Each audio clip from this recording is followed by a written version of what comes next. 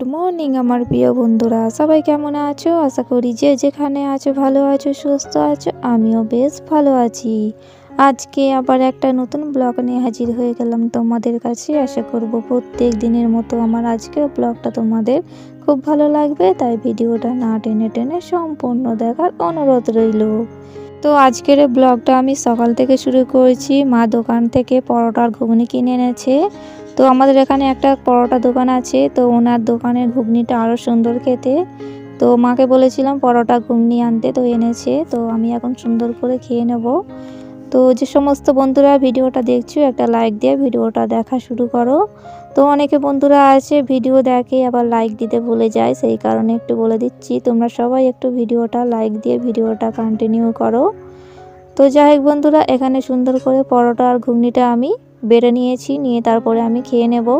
তো তোমরা কারা কারা পরোটা আর ঘুগনি খেতে ভালোবাসো আমাকে একটু বলো কমেন্টে। তো বন্ধুরা তারপরে খাওয়া দাওয়া করে নিয়ে মা ট্যাংরা মাছ এনেছিল, তো তোমাদের দেখানো হয়নি।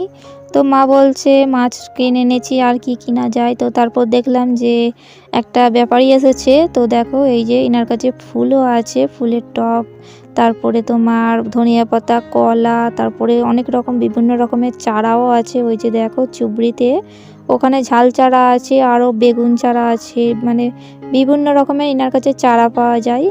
তো মা ওখান থেকে কলা নিচ্ছে, কলা ধনিয়া পাতা নেবে। তো তাই ভাবলাম তোমাদের একটু দেখাই। তো যাই হোক, যে সমস্ত নতুন বন্ধুরা ভিডিওটা দেখছো, যদি ভালো লাগে তাহলে লাইক কমেন্ট করে দিও। আর যদি খুব ভালো লাগে তাহলে চ্যানেলটি সাবস্ক্রাইব করে দিয়ে পাশে থেকো। আর যে সমস্ত আমার পুরাতন বন্ধুরা তোমরা ভিডিওটা দেখছো, তোমরা লাইক কমেন্ট করতে একদম ভুলবে না। তো যাই হোক, এখানে কলার দাম হচ্ছে 5টা 20 টাকা কলা নিয়েছে। তো মা 5টা নিয়েছে, তারপরে ধনিয়া পাতা নিয়েছে। তো দেখো বন্ধুরা কলাগুলো অনেক মোটা মোটা দেখো, আর চকচক করেছে। এই কলাটা খেতে অনেক সুন্দর হবে। তো আমার মাছ দিয়ে কলা রান্না করলে অনেক ভালো লাগে, সেই কারণে মাকে বলেছি যে কলা নাও, তাহলে মাছ দিয়ে রান্না করলে অনেক সুন্দর লাগবে খেতে। আর এই যে ধনিয়া পাতা দেখতে পাচ্ছ, এই ধনিয়া পাতাটা 5 টাকা নিয়েছে। তো 5 টাকা হিসেবে অনেকটাই ভালো। এখন শীতের সময় ধনিয়া পাতা না তরকারিতে দিলে একদম খেতে ভালো লাগে না।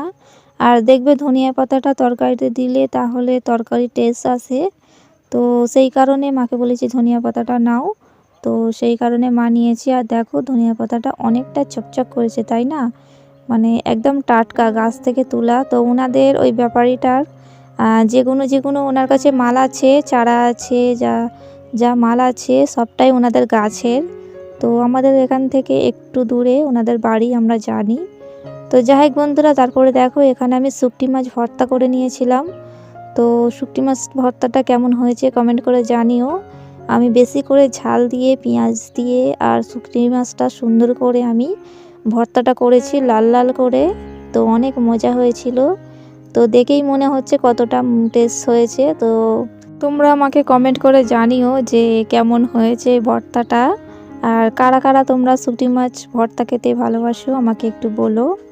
তো তারপর দেখো বন্ধুরা, এই যে বাঁধাকপি আর ধনিয়া পাতা আলু মা কেটে নিয়েছে।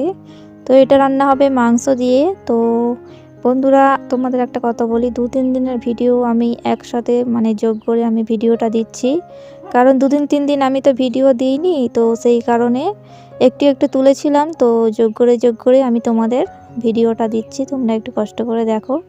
তো এখানে মা পাতাকপি আর আলু ধনিয়া পাতা সুন্দর করে কেটে নিয়েছে। এটা মাংস দিয়ে রান্না হবে।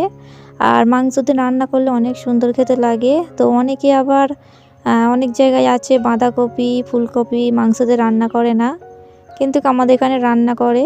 তো যাই হোক বন্ধুরা, এই যে দেখো মেলায় গিয়েছিলাম, তোমাদের ভিডিও দিয়েছিলাম। তো এই বাদাম কিনে এনেছিলাম মেলা থেকে, আরও অনেক কিছু কিনেছিলাম, তোমাদের দেখানো হয়নি। তো বাদামটা ভাবলাম তোমাদের দেখাই।